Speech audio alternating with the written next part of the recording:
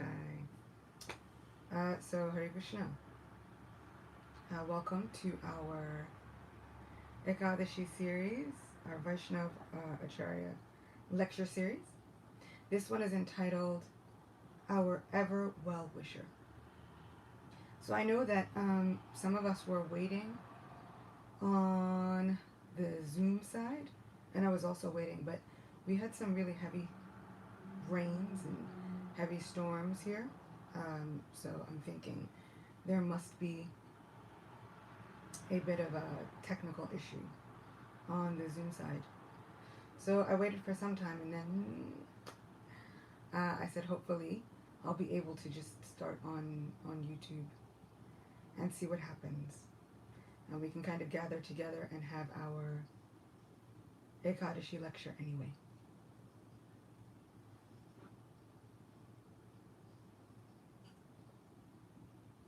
So first, as always, we need our Mangala Charna.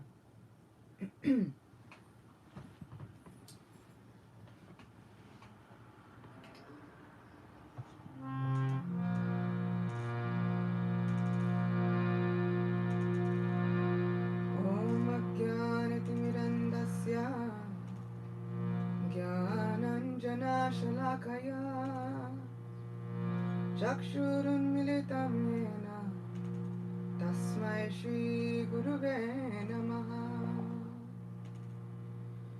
Shri Chaitanya Manobhishtam Shtapitam Yena Bhutale Swayam Rupa Kadamaya Dadati Swapadantikam.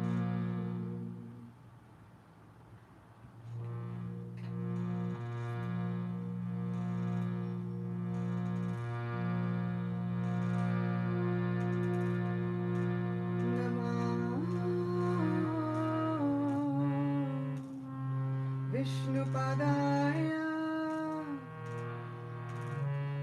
Krishna Prashtaya Bhutale Srimate Bhaktivedanta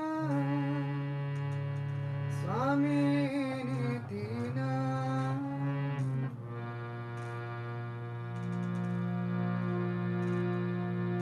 Namaste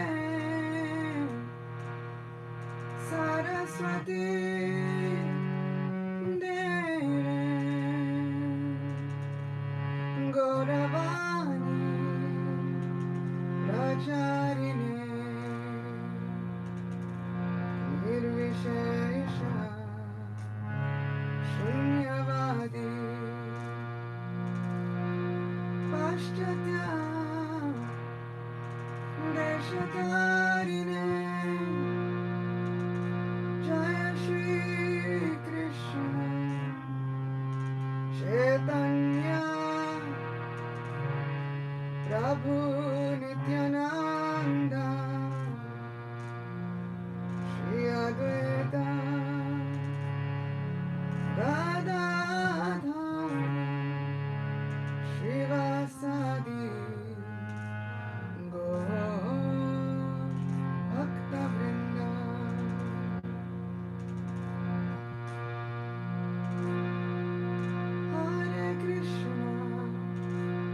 Hare Krishna, Krishna Krishna, Hare Hare, Hare Rama, Hare Rama, Rama Rama, Hare Hare, Hare Krishna,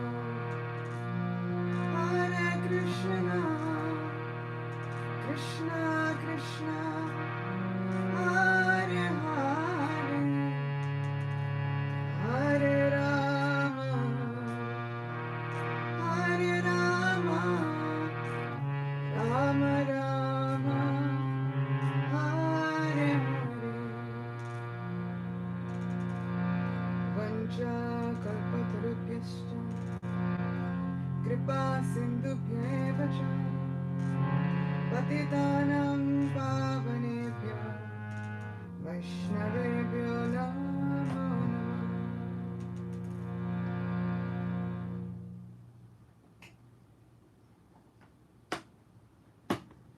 Jayom Vishnupada Paramahamsa Parivrajaka Astotara Satashushima. His Divine Grace Srila A.C. Bhaktivedanta Swami Srila Prabhupada Ki Jai. Srila Prabhupada Ki Jai. Srila Prabhupada Ki Jai. So welcome.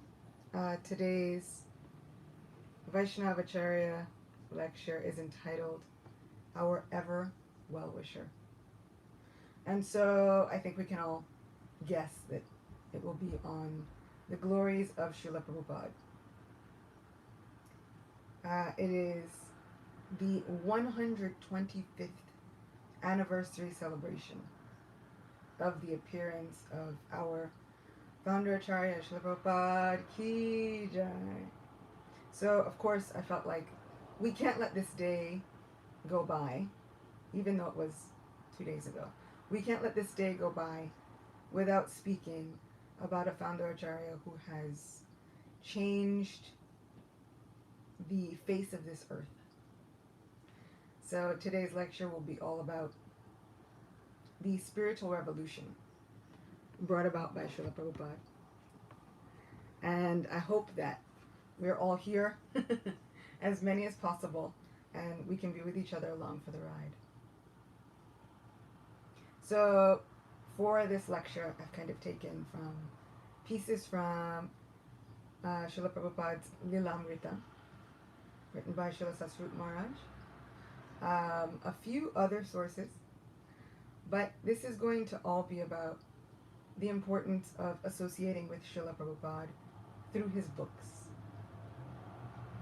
Srila Prabhupada's put such great importance on his books. And looking at Srila Prabhupada and his amazing Govinda given talents, through looking at his great contribution of all of these spiritual literatures that he gave for all of us. So we can associate with Srila Prabhupada through his books. Srila Prabhupada said it many, many times, that if we want to speak with him, if we want to get to know him, if any way, shape or form, we want to get to be with him, whether he was physically present on the planet or even after, we could associate with him through his books. They would become our method of communication for such a great soul. Srila Prabhupada considered his books to be his entire life and soul, exclaiming once that he felt as though each time a book was published, he felt as though he had conquered an entire empire. He is quoted to be said, "Whatever I have wanted to say, I've said in my books. If I live, I will say something a little bit more. But if you want to know me, read my books." We can see how major a contribution this is. Even looking at Krishna book, even looking at the Nectar of Devotion. Nectar of Devotion is usually one of the first books that many come in contact with upon learning about Krishna consciousness after looking at Bhagavad Gita. Within the Nectar of Devotion, there is an outlined point-by-point definition of what bhakti is, what spiritual life means for us as Gaudiya Vaishnavas in this modern time, and what the goal of that spiritual life should be as far as we're concerned. The original Bhakti Rasamrita Sindhu, the Nectar of Devotion by Rupa Goswami, also gives these points and achieves this end of telling us what bhakti is and what this spiritual path means for us. But we can take a look at what's written in the original and in the commentaries of the previous acharyas.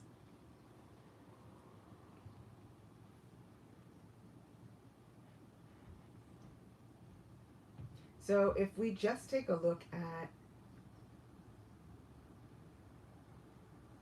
the very beginning, the first verse of Bhakti Rasamrita Sindhu, and this is available to all of us now actually.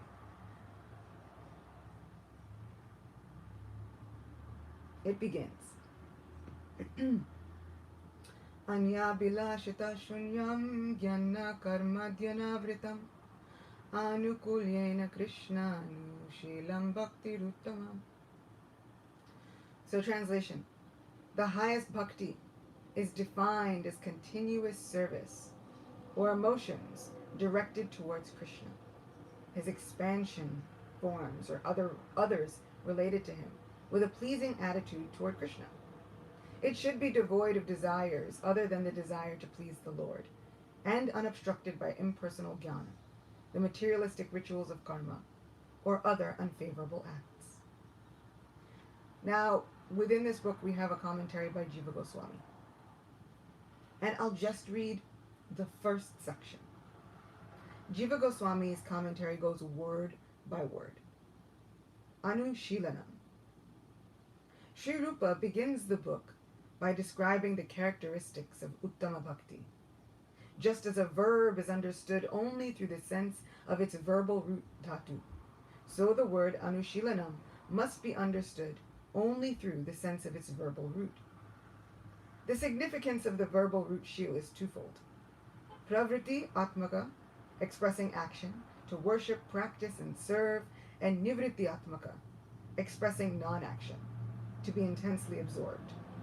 Thus, Anushilanam, or continuous service, has an active form, Cheshta Rupa, using the body, words, or mind, and an emotional form, Bhava Rupa, consisting of affection, Priti, and despair, Vishad, of the mind. However, emotional states of sattva, and even non-sattva, are included in Cheshta Rupa, Anushilanam, because both are suppressed by action. So, I can read that with feeling. I can read that with an aim to give us an understanding of, look at these words. But unless we're Sanskrit scholars, proficient in understanding grammatical roots of all of these verb words, are we able to plunge into the meaning of what this all is in terms of Krishna consciousness? I know that just kind of looking at those first few words, and the commentary of Jiva Goswami goes on for pages, I was already a little baffled. I was already a little bit lost. But when we come to Srila Prabhupada's Nectar of Devotion,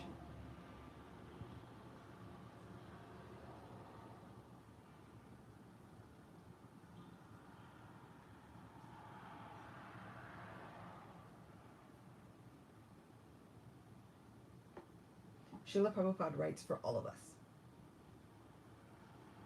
This devotional service is a sort of cultivation. It is not simply an action for people who like to be inactive or devote their time to silent meditation. There are many different methods for people who want this, but cultivation of Krishna consciousness is different. The particular word used by Srila Rupa Goswami in this connection is Anushilanam, or cultivation by following the predecessor teachers, or Acharyas. As soon as we say cultivation, we must refer to activity. Without activity, consciousness alone cannot help us. All activities may be divided into two classes. One class may be for achieving a certain goal, and the other may be for avoiding some unfavorable circumstance. In Sanskrit, these activities are called pravriti and nivriti, positive and negative action. There are many examples of negative action. For instance, a diseased person has to be cautious and take medicine in order to avoid some unfavorable illness.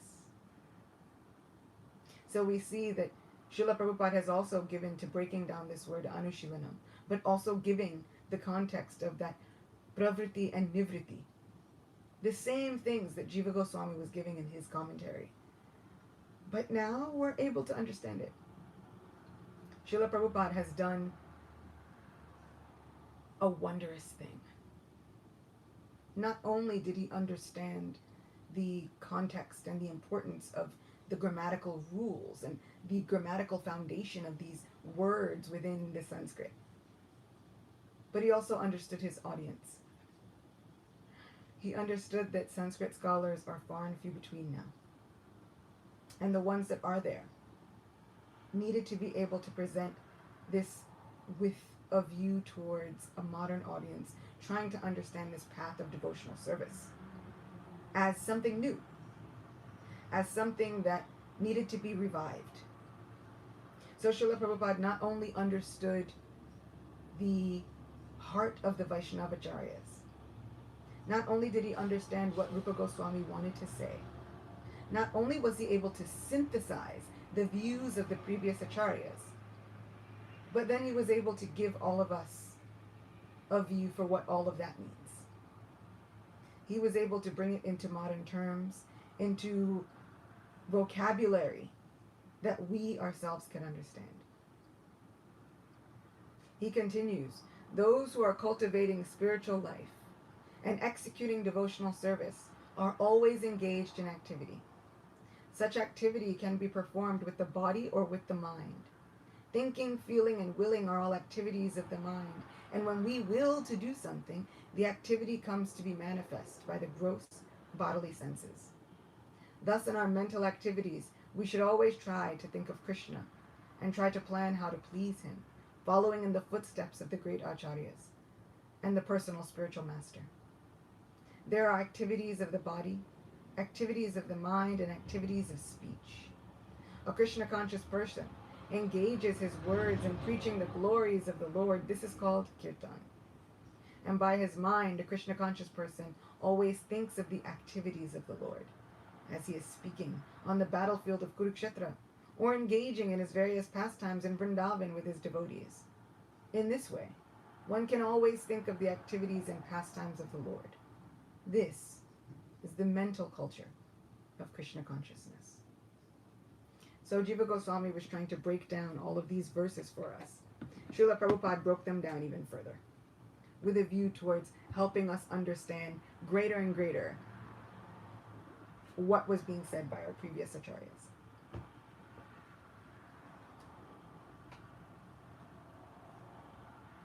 So this was just a taste of just word by word, just using one verse, using one example of Nectar of Devotion, of the great contribution that Srila Prabhupada was able to give to all of us. It's quite amazing and astounding.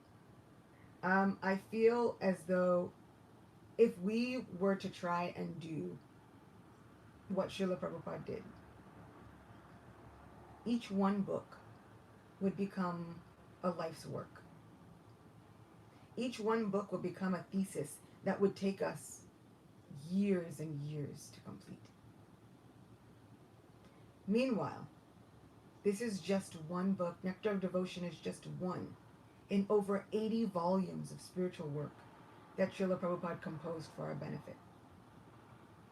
As a person who is a writer, as a person who also tries to research these literatures, these spiritual literatures and the spiritual content, and tries in some way, shape, or form to give what I can and have half a realization. This is unfathomable what Srila Prabhupada has done. How can we even begin to understand the greatness of the gift that Srila Prabhupada has given us in over 80 volumes of books? From the Srila Prabhupada Lilamrita we see, once Prabhupada sent a message for Hridayananda Maharaj to come immediately. When Hridayananda Maharaj ran into Prabhupada's room and offered obeisances, he found Prabhupada sitting in a leisurely position, reading the Krishna book. Prabhupada looked up with great happiness and asked, "Have you read these books?" Prabhupada was enjoying his own book, not because he had written the book, but because the book was Krishna. "Have you read these books?" Prabhupada repeated.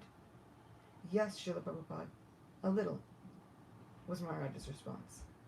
"Aren't they wonderful?" asked Prabhupada, "especially Chaitanya Charitamrita. They are so wonderful." Having said this, Prabhupada returned his attention to the Krishna book, reading silently to himself. After sitting for a few minutes, Sri Dayananda Maharaj gratefully left the room, desiring to follow Prabhupada's example. Srila Prabhupada would place such emphasis on his books and the philosophy that was painstakingly compiled within them, saying, "Without these books, what philosophical basis do we have for preaching?" As we've been hearing about these different Vaishnavacharyas and the great teachers of bhakti within our lineage, we've heard all the trouble that even Baladev Vidyabhushan had to go through in order to compile a sacred text, which would be the foundation for preaching for Gaudiya Vaishnavas, which would give some relevance and some credibility to Gaudiya Vaishnavas within this Vaishnav tradition. Right? We heard within our Baladev Vidyabhushan class, Saving Radha Govinda, that the Gaudiya Vaishnavas needed to cement their place within the traditional line of Vaishnavas. In order to do so, they had to have a foundational teaching. They had to have some sastric commentaries. Baladev Vidyabhushan gave so much of himself to do this, not knowing even how he was going to get it done, and then finally praying to Govindadev and having his own commentary narrated to him by Govindadev himself. And then he names this commentary the Govinda Bhashya. So Srila Prabhupada painstakingly compiled these sacred literatures, right? This spiritual content. He compiled all of it with the understanding of the weight of what was needed. For him, what basis did we have for preaching if we did not have these literatures given? A science where he could point out, this is how, step by step, we are able to approach Bhakti Yoga.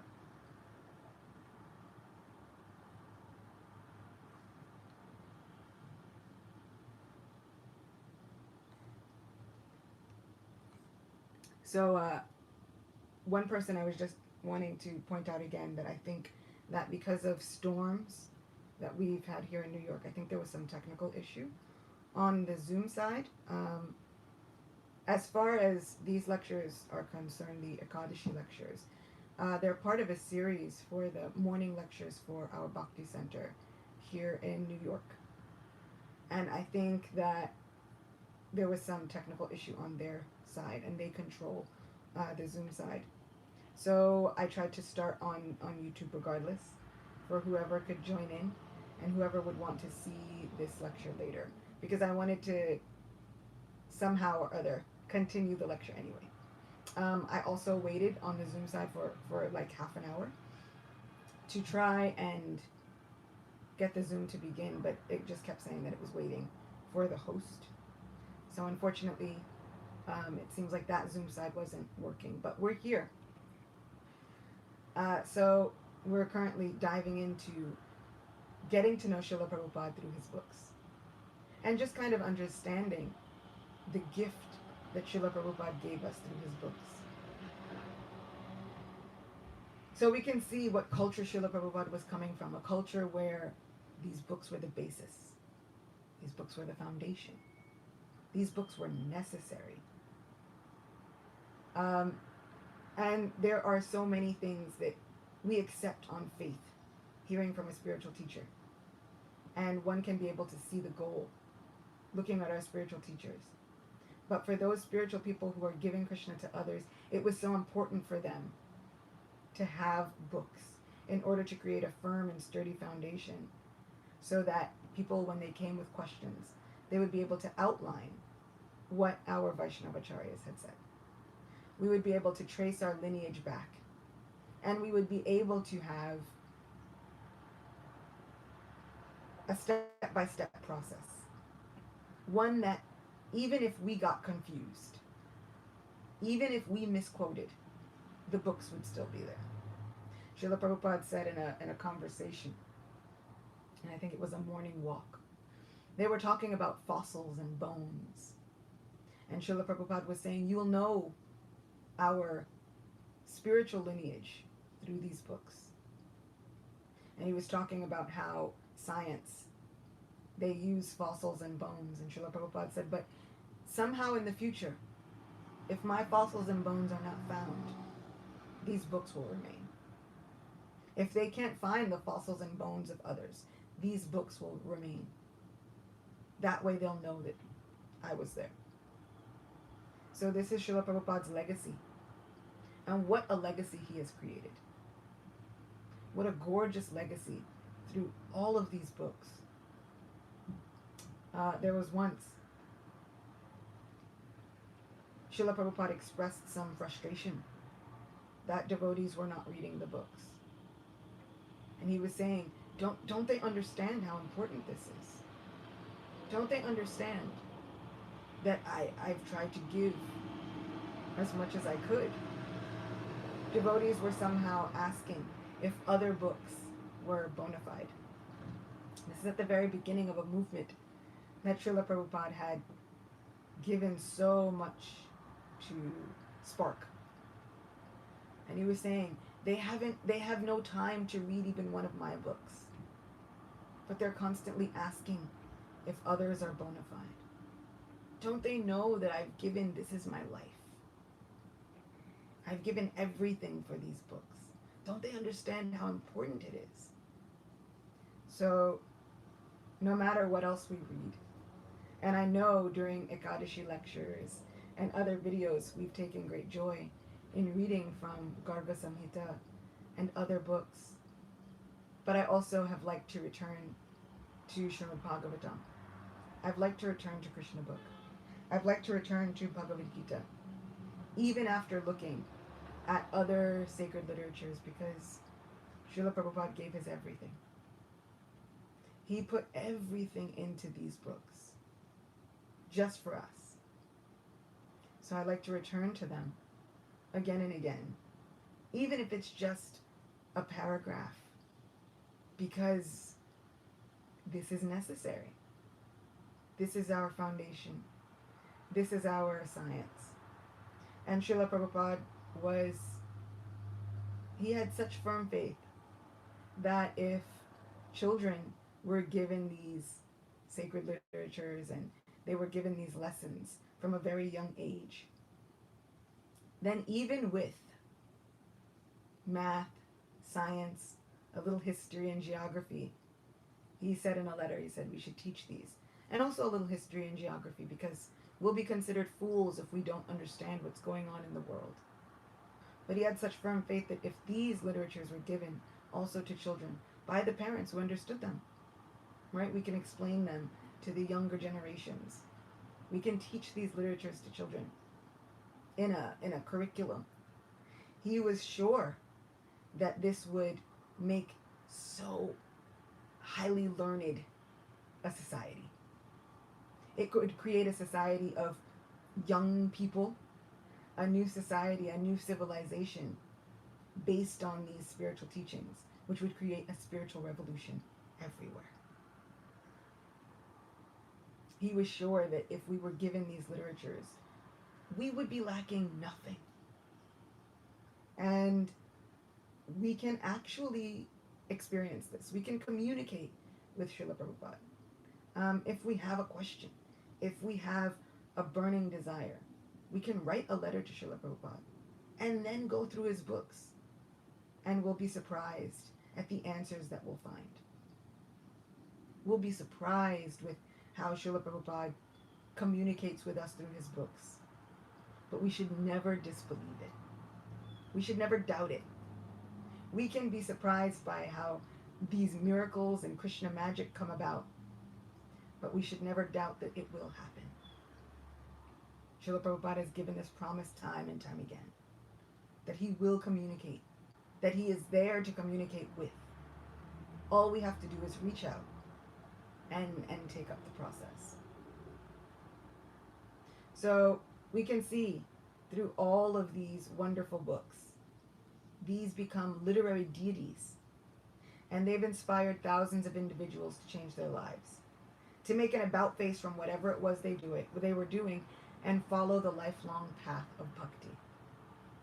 I know this was true for my own parents, who in 1974 came in contact with Bhagavad Gita, came in contact with other spiritual literatures and completely changed their lives immediately, just based on how Srila Prabhupada presented spirituality.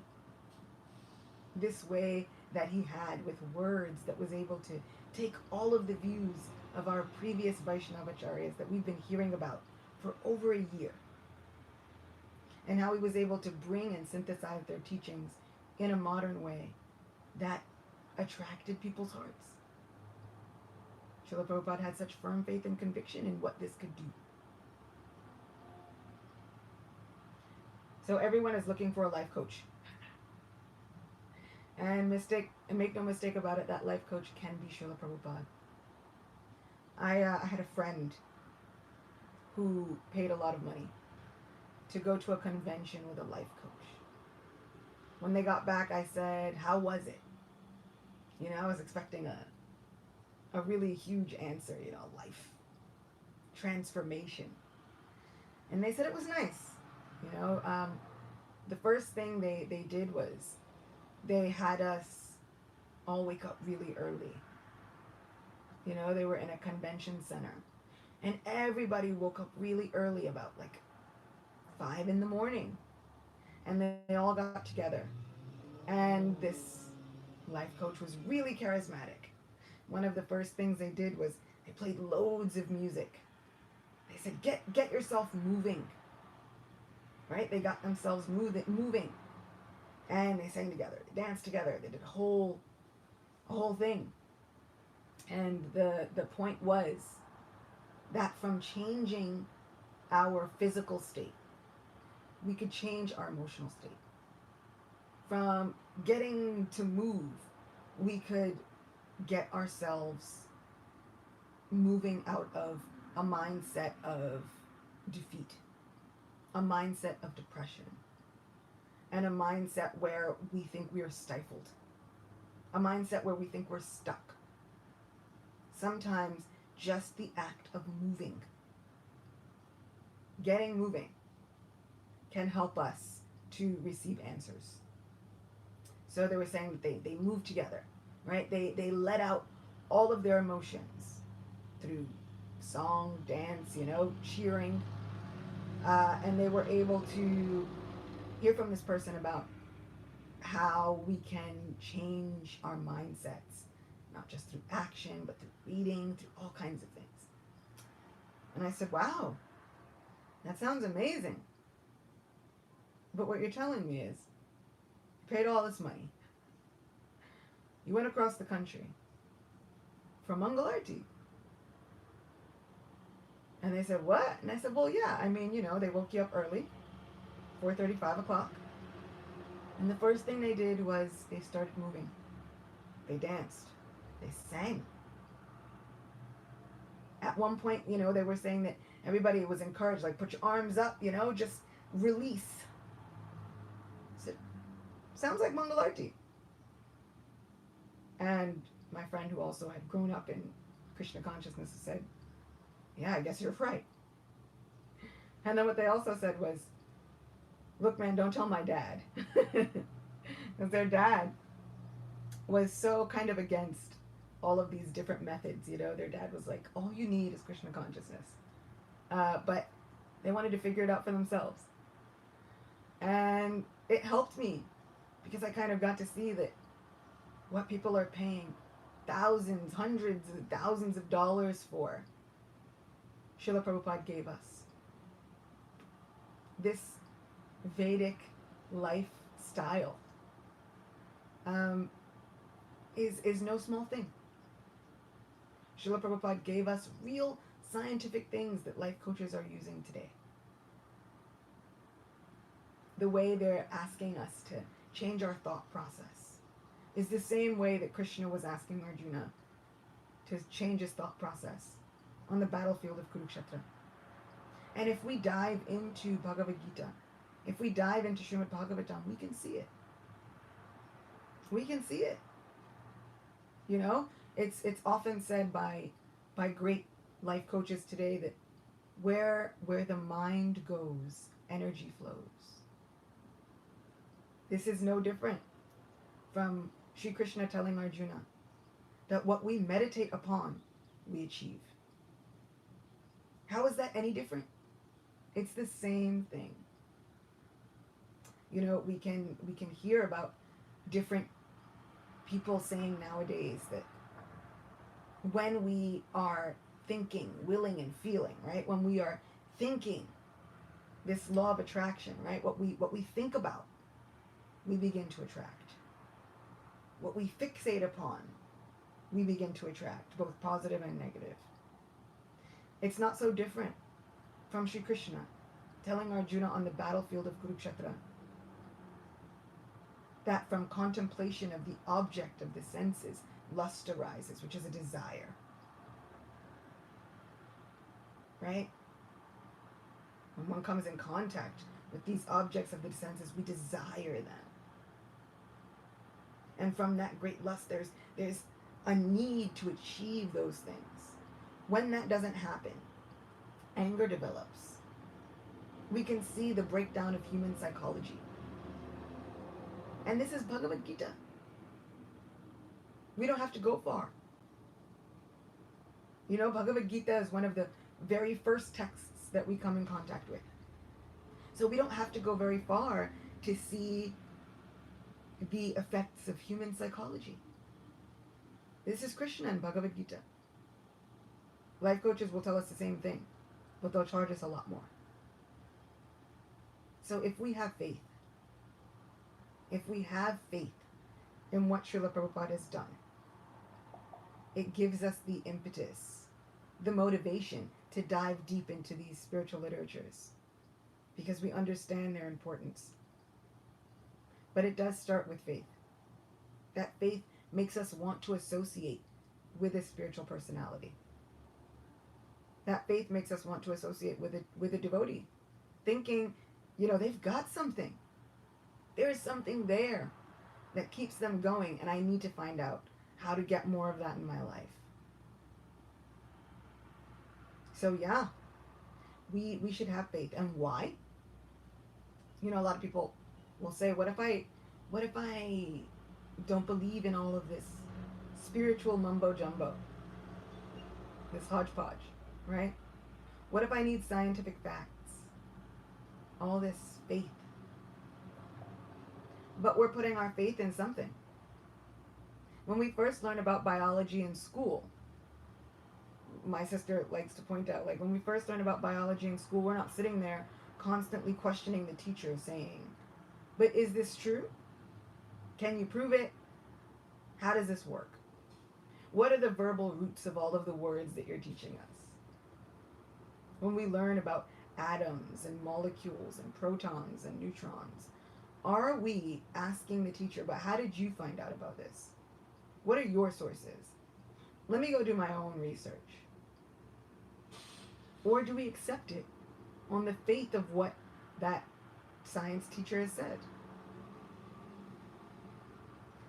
When we, even, you know, in college, are we cross-checking all of the information in the course? Or do we accept it on faith? When we hear about gravity, do we say, you know what? I'm going to go and conduct my own series of tests. Even if we do a lab test in school on gravity, they do it to show you how gravity works, right? But we're not saying, you know, well, hold on now. Let me personally go and conduct tests for years. Why should I trust the scientists? Forget that. You know, when we get into a car, we might not know how the car works, but we get in on faith that those mechanics and the producers have done their job. Right? We don't call the manufacturers of our car and say, how do we know?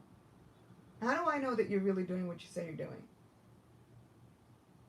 And then when there's a recall on a certain part in a car, where the cars are malfunctioning, we feel betrayed, right? Those manufacturers, they're putting our lives at risk. But prior to that, we weren't questioning them. When we get on an airplane, we're not questioning the pilot. Let me see your credentials, all of them. Let me see your degrees, all of them. When we go to the doctor, we're not saying, let me see your transcripts from college and high school. Let me see what the actual grades were. Let me see your letters of recommendation from internship and from residency. We take it on faith. So every single day, every moment, our lives are moving on faith. So why not when it comes to spiritual life? Why not when it comes to one of the most important parts of our lives? Why not also understand that we have to move in faith? And we can have faith in Srila Prabhupada. You know, a man who traveled 39, 40 days on a cargo ship. This was not a luxury cruise. 70 rupees. Not even elaborate food. But his treasure. The greatest luggage he bought was his books. Right?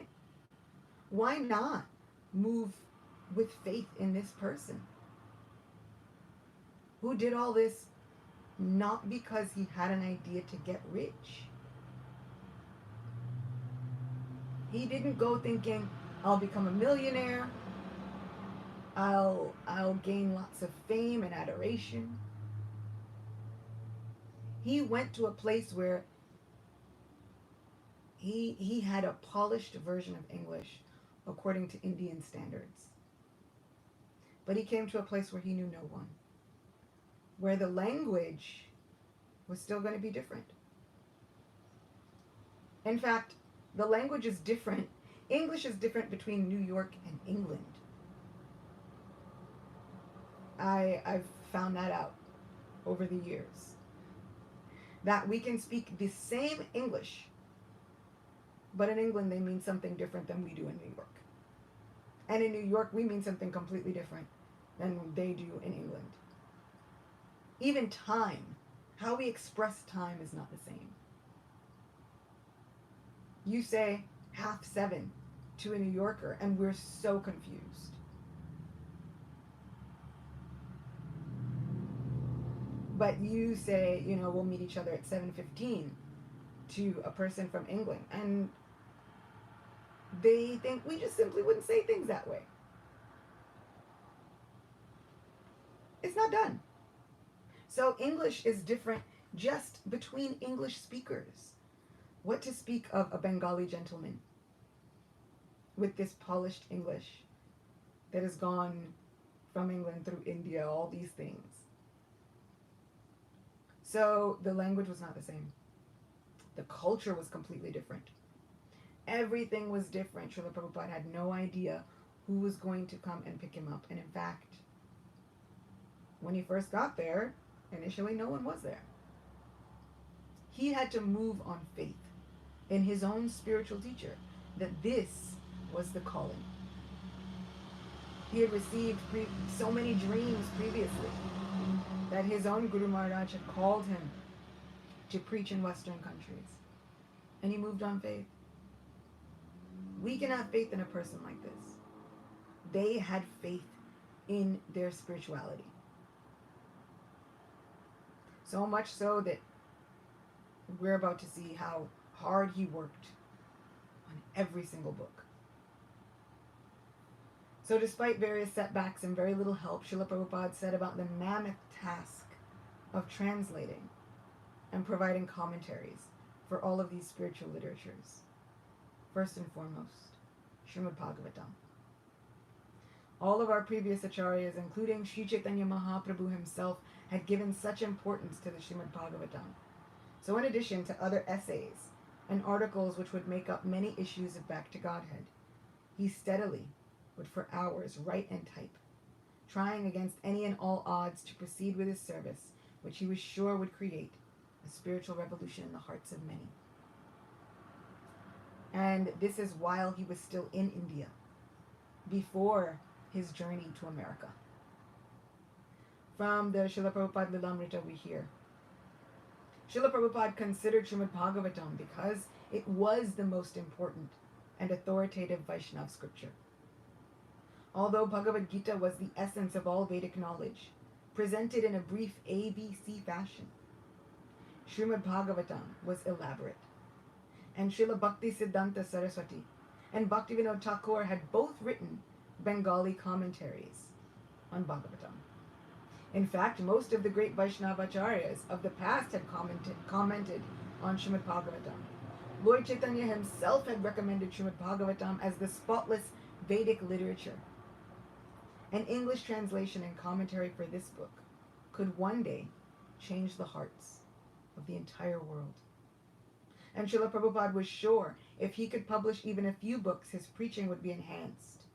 He could go abroad with the confidence and not appear empty-handed. This was his currency. This was his treasure. This was his life and soul. He would say his books are his everything. So he came with what we think is material poverty, but spiritually he came with a treasure chest. Those were his books. He had written Easy Journey to Other Planets while he was in India. Easy Journey to Other Planets had been like a warm-up for his real work of presenting Srimad Bhagavatam. But now he was even more convinced of the need for books. To preach, he would have to have books, especially if he were to go to the West. With books, he could create a spiritual revolution. There was so much literature in the West, but Westerners had nothing like this. Nothing to fill their spiritual vacuum. Even in the West at that time, there were other versions of Bhagavad Gita, but so many of them lacked a commentary, and none of them had a commentary quite like Srila Prabhupada's, with a word-for-word transliteration from someone who was able to understand all of the Sanskrit importance, and who was able to break it down in a way that related back to Krishna's message and would relate back to us. And he even tried to tie in modern current events. So many times these Bhagavad Gitas would just be a translation. Just a translation with somehow the words that Krishna had spoken to Arjuna, but Srila Prabhupada.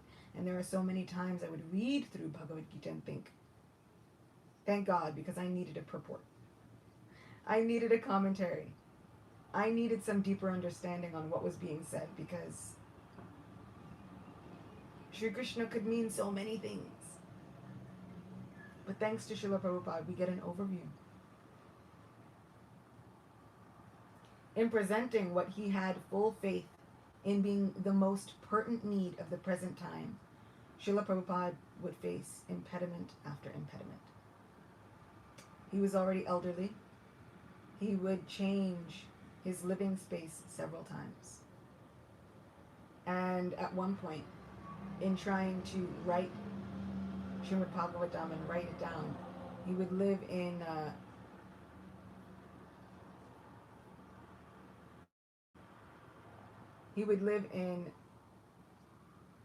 Chippiwara. And so he would try to translate. And at this point, he didn't have any help. They were saying he would personally stylize and personally mark each issue of Back to Godhead himself. He would find the printer. He would take it to the printer.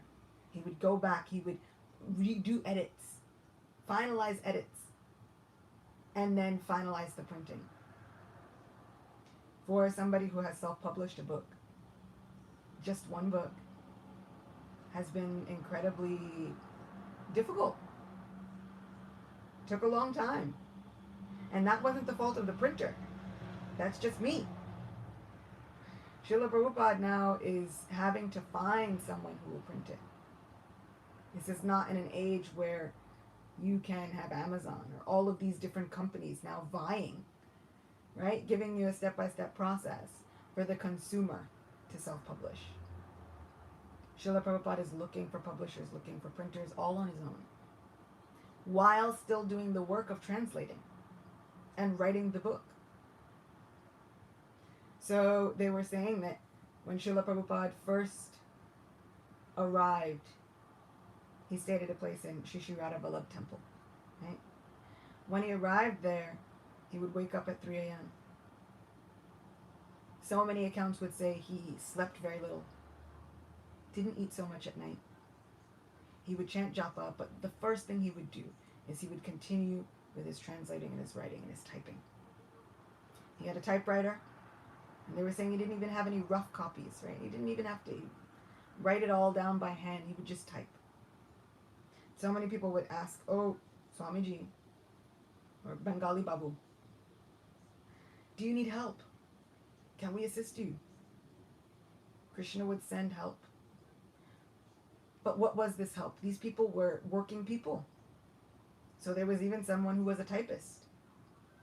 And he vouched for the truth that Srila Prabhupada would translate this Srimad-Bhagavatam and he would write it, typing with one finger. This typist was saying, I tried to help as much as I could, but even I was working, so I could only give but so much help. 75, 85, 90% of all of this was typed by Srila Prabhupada, one finger. He didn't know how to type, but he was going to persevere and do it. This is the amount of faith that he had in Srimad-Bhagavatam. This is the amount of faith that he had in these spiritual literatures. And so he would deal with so many different conditions. A bare, austere room. Didn't matter. So many of the residents would say he would only ever take cold baths. Never saw him take a hot bath. There were families living there, children living there. He had to cook for himself. Srila Prabhupada would also cook for others. And they would eagerly come to get that food cooked by Srila Prabhupada. But he would try and cook for himself and maintain these standards of a renunciate. He had such faith in what he was doing. He had such a sincere dedication to the standard that he was trying to uphold. He would give lectures at that time and give lectures in English, even though the people there wouldn't even understand it. And his English was more polished than they were used to. But he would still give those lectures in English, trying to break down the different foundations of bhakti, trying to give Krishna however he could. He had so much faith in Srimad-Bhagavatam, and so much faith in his Guru Maharaj, and so much faith in Krishna. We should also have that level of faith. We can put our faith in Srila Prabhupada and in these literatures that he lived and died for. So as he finished the first volume of Srimad-Bhagavatam, and finally, because he had to shop around and find different places that would be willing to print it the way he wanted to print it, there was one printing press that finally said okay, they would print it. But they had a 10-point font. Srila Prabhupada wanted a larger 12-point font. So then he had to shop for another. He finally found that place. He had to go and make the first draft. Then he had to go and correct it. Then he had to go and make those corrections. Then he had to go and make a second draft. All of this in the age without computers is just astounding. But when he was done with the first volume, he faced another impediment. No one would buy it. He priced it at 100 rupees. And no one had any interest. He would mark the price down, keep marking it down. Finally, at one point, he was trying to give it away. Imagine Srimad-Bhagavatam. And we are in the month of Bhadra, which is so dear to Srimad-Bhagavatam, right? This Srimad-Bhagavatam, crest jewel of Vedic literatures, the literary incarnation of our Govindadev, Grantharaj. He was trying to give it away. And still, no one was interested. They didn't understand his English. And at points he felt discouraged. But somehow or other, he never ever gave up. If any of us had done so much, done all of this, right? I can tell you, even writing one book, and this is poetry. This is the prose, the narratives and stories of pastimes. Not even having to do the painstaking work of going through the Sanskrit and the verbal roots and the philosophy. This is just my poetry, my own feelings. Even then, there were so many days where I thought, this book is not selling. You know, by material standards, what success is there? Better I do something else. There was one dear devotee who was also writing these summaries of Srimad-Bhagavatam, different things. Writing spiritually, trying to dovetail, right? Trying to serve Krishna through their writing. Whatever we have, we can serve Krishna with. And Srila Prabhupada encouraged everyone to write. He said, in this regard, Krishna consciousness is not limited. You can write your realizations without deviating from our previous acharyas. And in this way, our family business of writing can continue endlessly. So being inspired, there was one devotee and he was writing so many different books. And this is a few years ago. And he was kind of chronicling his feelings on social media. And finally he got so frustrated that people weren't reading them. People weren't buying them. He got discouraged. And he thought, better I focus on something else. Because of course, we need to live, you know? And in order to do that, we need these donations. We need this financial support. We do need it. And he felt so discouraged.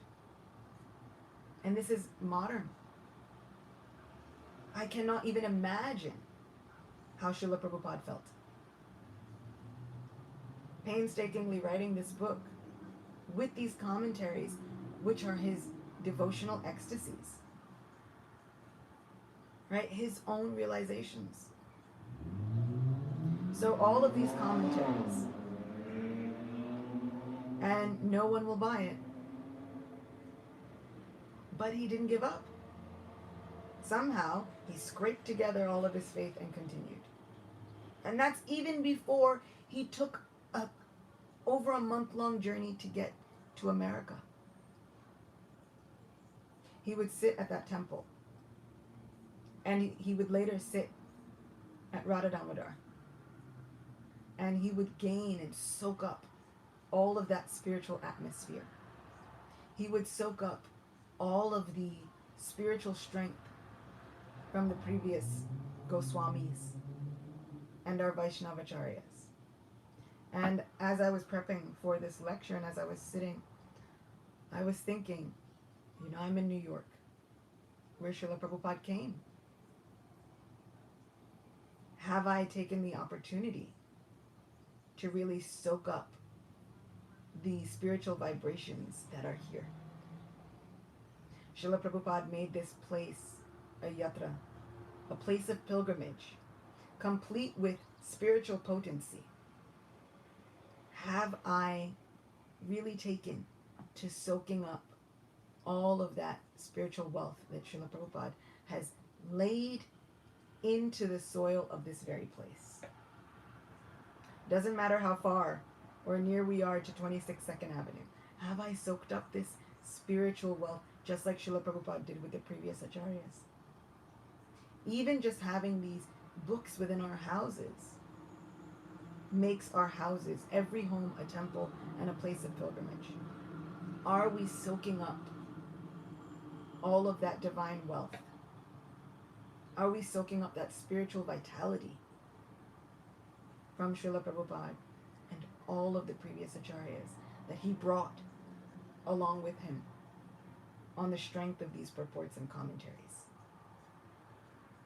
And it made me want to rededicate myself to, even if a little paragraph here and there every day.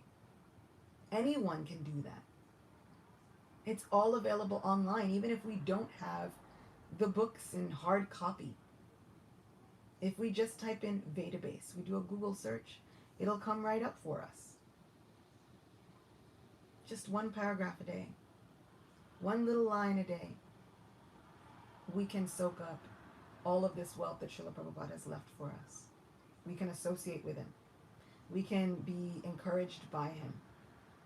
We can be blessed by Srila Prabhupada personally through devotedly taking to studying these books and then reflecting on what's in them. Even if we have questions, even if we feel like, oof, I read that and didn't understand a thing. There was one person on a morning walk and in a conversation, Srila Prabhupada was asking if they were reading the books, and they said yes, but not so many. They didn't have an inclination, they couldn't understand. Srila Prabhupada laughed. He said, then you pray. You pray to Krishna. Please inspire me. Please give me the understanding. He said, in this way you'll be able to understand and give this literature to others. This is possible. We should have full faith in what Srila Prabhupada says. And if we think we don't understand it, then we pray to Govinda. And we pray to Srila Prabhupada that they inspire from within us that understanding. As we know, in the 15th chapter of Bhagavad Gita, Krishna says, I'm seated within everyone's heart. And from me comes all remembrance, knowledge and forgetfulness. By all the Vedas, I am to be known. Indeed, I am the compiler of Vedanta and the knower of the Vedas. Who else? Who better to inspire that understanding of Vedic knowledge? Srila Prabhupada has given us everything. Srila Gaur Govinda Maharaj, whose own appearance is coming up soon, but Srila Gaur Govinda Maharaj would often say that he would preach fiercely, preach incredibly,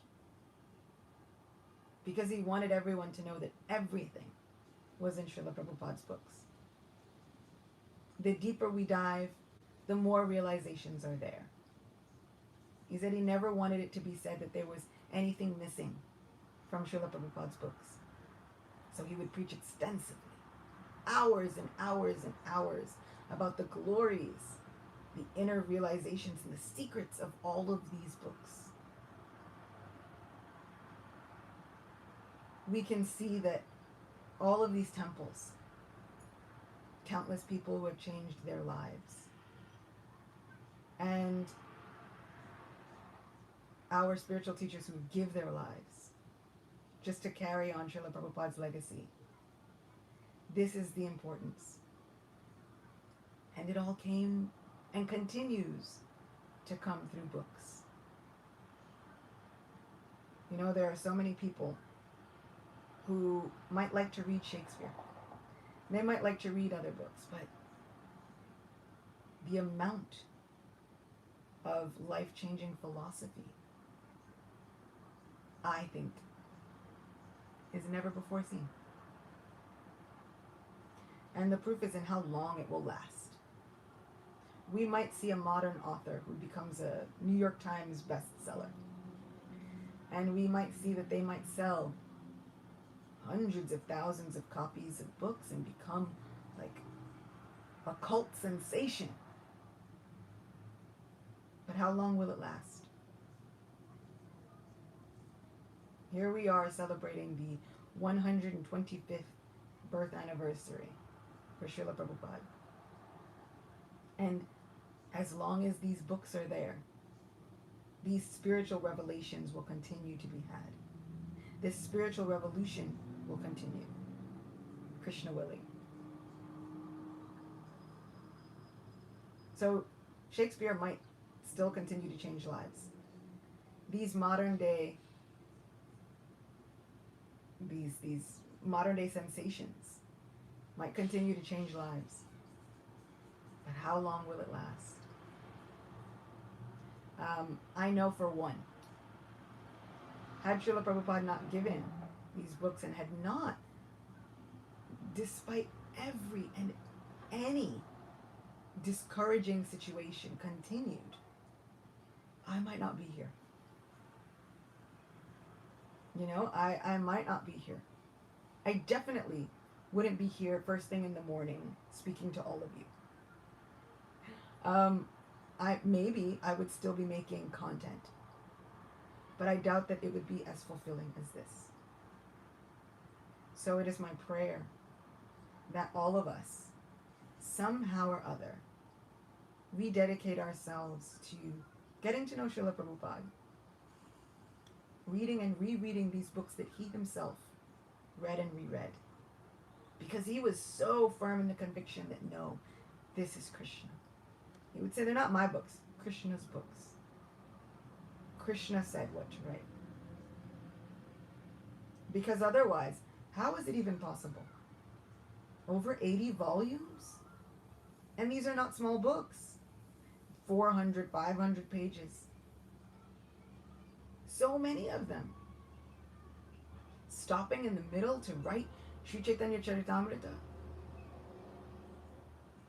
It's a huge, mammoth task. But he has firm faith in whatever little time he has left, he's going to dedicate to it. Spending day after day, hour after hour, they said he would just type for hours and hours and hours. Later on, when he would dictate with his dictaphone, he would dictate for hours and hours and hours.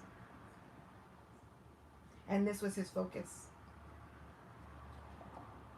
Sending those dictation tapes to be transcribed. And the transcribers couldn't even keep up with him. And he would say, he would feel so discouraged, so frustrated if they were not able to keep up with the volume. He would tell them, he said, this typing is also chanting. You are engaged in Krishna's service, and this is directly, you are typing these words of Krishna. This typing is also chanting. It's also a form of kirtan. He would do kirtan for hours by himself, but he would also dictate and translate for hours.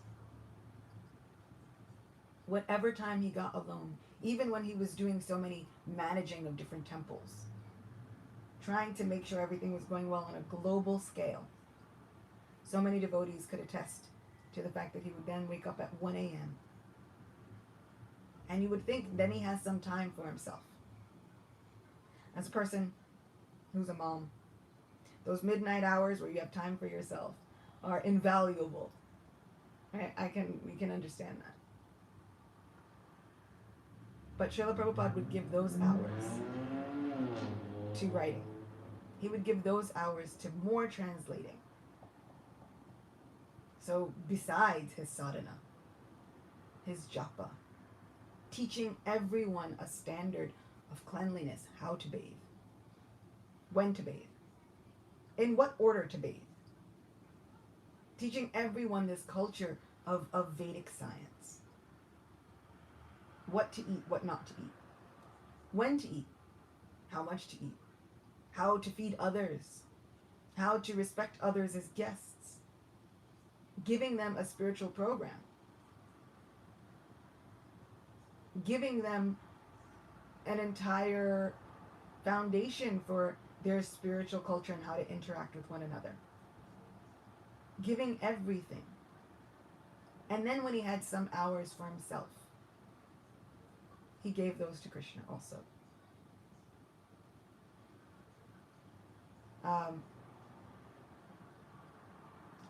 I would not even know about all of our Vaishnava Acharyas were it not for Srila Prabhupada. coming to specifically rescue me, specifically to make a difference in the lives of my family members, in the lives of people like us, in the lives of Westerners. There was no one else coming to save us. Not the way Srila Prabhupada did. So everything, all that I am, is possible by the mercy of my Guru Maharaj, my spiritual teacher, and his Guru Maharaj, Srila Prabhupada. So I have firm faith that Srila Prabhupada will help us. He will guide us. He'll give us instructions. All we have to do is sincerely ask. He's our grandfather. And as we know, the grandparents are really kind to the grandchildren. So as our grandfather, we can ask him. He'll be so kind. So many of the children who lived with the families when he stayed at the Radha Vallabh temple, they would always say how kind he was to them. He would always give them things. He would always tell them, he said, you do well in school and you take the name of God. He would pat them on the head, give them some little bit of spiritual instruction. But he was always very kind, gentle, compassionate, sweet. Never yelled at them, even though they would create mischief. He would take the time to interact with them. So we can ask this Srila Prabhupada. He's our grandfather. We can ask him for help in understanding all of these volumes of books. I always say, I find it difficult to even read all of them, try and reread all of them in my lifetime. In my lifetime. Srila Prabhupada wrote them in less time than my lifetime. From the 1960s just till 1977. That's it. But he gave a practical example of how to give one's life for Krishna. I hope and pray that we'll give our lives to just trying to get to know him. It'll make everything we do perfect. It'll inspire us. And every time I think I've heard about Srila Prabhupada's life, I feel like I hear more. So the same can be said for these devotional literatures. The more that we think we hear, the more that we dive in, the more there is to be found. It's limitless. And the amount of realizations that can come from these spiritual literatures are limitless. Let's rededicate ourselves to knowing our grandfather, to honoring our grandfather, and honoring his legacy by reading what he did.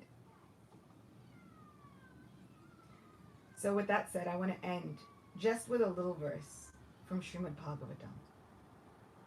This is Srimad-Bhagavatam, Canto 1, Chapter 11, Text 7. Bhavaya nastvam bhava vishva bhavana Tvameva matata suhrit patipita Tvam sadgururna paramam cha devatam Yasya nuvritya kritino bhabhuvima. O Creator of the universe, you are our mother, well-wisher, Lord, Father, spiritual master and worshipable deity. By following in your footsteps, we have become successful in every respect. We pray, therefore, that you continue to bless us with your mercy. These are the citizens of Dwarka speaking to Krishna upon his return. They welcome him back in. And after not seeing him for what they feel is an inestimable amount of time, they recite these prayers. So the translation is, O Creator of the universe, you are our mother, well-wisher, Lord, Father, spiritual master, and worshipable deity. By following in your footsteps, we become successful in every respect. We pray, therefore, that you continue to bless us with your mercy. We can see just by that one translation how by connecting himself with this Vedic literature incessantly, Srila Prabhupada has also become like all of these things. Srila Prabhupada became like a father, like a parent to everyone. He was our ever well-wisher. He became spiritual master and worshipable deity. By following in the footsteps of the spiritual master, we can become successful in every respect. We can pray, therefore, that not only Govinda Dev, but Srila Prabhupada continue to bless us with their mercy. The purport is, the all-good personality of Godhead, being the creator of the universe, also plans for the good fortune and the good of all living beings.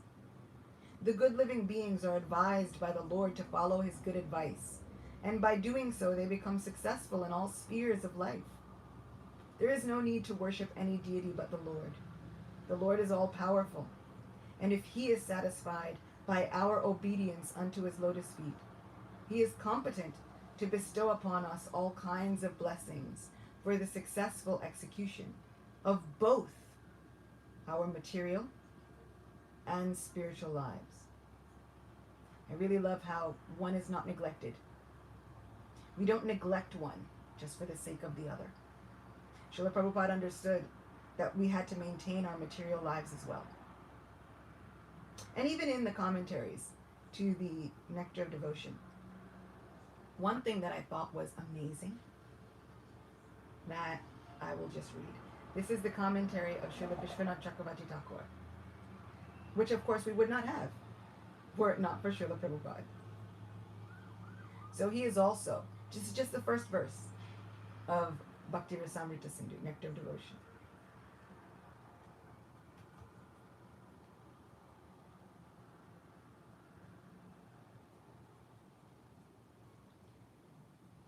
So we are defining the terms of bhakti. And Srila Vishwanath Chakravarti Thakur says, in the verse, the phrase Anya Bilashita Shunyam has not been used. Instead, the phrase Anya Bilashita Shunyam has been chosen. This means devoid of other desires. Anya Bilasha Shunyam. So the phrase Anya Bilashita Shunyam has been chosen. This means devoid of other desires which are as deep-rooted as one's nature. In death-threatening situations, a devotee may say, "O Lord, please save me, your devotee, now from this danger." So sometimes we hear, pure devotees never ask Krishna for anything. And the common question can be, but what about when we see pure devotees praying for their lives? How can we reconcile those two truths? That pure devotees don't ask Krishna for anything, but pure devotees then wind up praying for their lives. Isn't that like a material desire? Should we pray for the protection of our lives? Should we ask Krishna for that? Here, Srila Vishwanath Chakravarti Thakur says, in death-threatening situations, a devotee may say, "O Lord, please save me, your devotee, now from this danger." Because it is a sudden, temporary desire, it is not harmful to his bhakti. That is because this desire arises beyond his control, opposite of his devotional nature. That desire is not his nature. So sometimes we see that there are some material desires which are as deep-rooted as our nature. Sometimes we desire money, fame, so many things that like seem innate. We came to this life with those things. And sometimes we feel like, okay, maybe the pure devotees don't ask Krishna for that. But not being on the pure platform, I kind of feel as though we have to talk to Krishna about everything. It's in there. At least to be able to be happy with however Krishna winds up our situation. Right? If we have a sincere desire for fame, fortune, whatever it is, we can pray to Krishna. Oh Krishna, I know I have this desire. And I know I have no idea if it's good for my devotion or not. But you know. So you please take control of my life. And in doing so, make me happy with your decision. Make me okay with whatever you decide. I can tell you, when I was younger, 14, 15, 16, it was the big like boom of pop music with boy bands and so on. And growing up, I kind of just wanted to be a pop sensation. Right? If I could have just achieved that goal of becoming a pop sensation, everything would have been good. And in going to school, in growing up, in maturing, I guess I kind of realized that what would it do? People weren't happy. It still doesn't set aside that desire, right? It's like a little bit of a desire. But then I look at it, and through Krishna consciousness, which was not my aim, through singing the glories of my Radha Govinda, through singing this simple Hare Krishna Maha Mantra that Srila Prabhupada came and gave, I've traveled so many places in the world. I've had the good fortune to sing in front of hundreds of thousands of people. Grammy-nominated artist. That's all Krishna. That's all Krishna. So Krishna can take what we desire, and then he puts his spin on it. So there is something to be said for talking to Krishna about all the things that are within us and giving it to him, and ultimately saying, but if it's not meant for me, if this is not what you think is best for me, then somehow make me okay. You have the power to help me not feel discouraged in my surrender. Please inspire me from within to feel happy with my service, to be happy with my surrender to you. Because Krishna doesn't leave any of us behind. And that's this purport for Srimad-Bhagavatam. So I brought that in from Nectar of Devotion, because we can pray for the welfare of our lives. It's not harmful to our bhakti. So says Srila Vishwanath Chakravarti Thakur.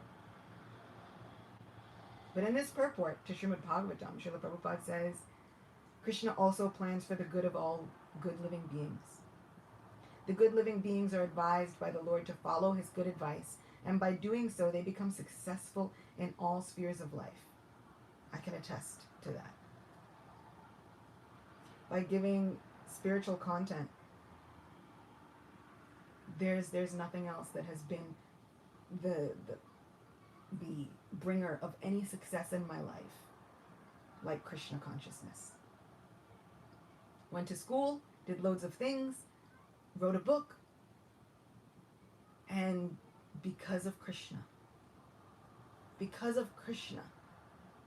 that book won an award. It's not me. It's Srila Prabhupada, it's my Guru Maharaj, and it is Krishna. And I was able to track and chart and see honestly throughout my life that all of the best things happened when I did whatever I did in connection with Krishna. When I tried to sing on my own, at the beginning it was real rough. But with Kirtan, with the holy names of my Lord, it's different. It's completely different.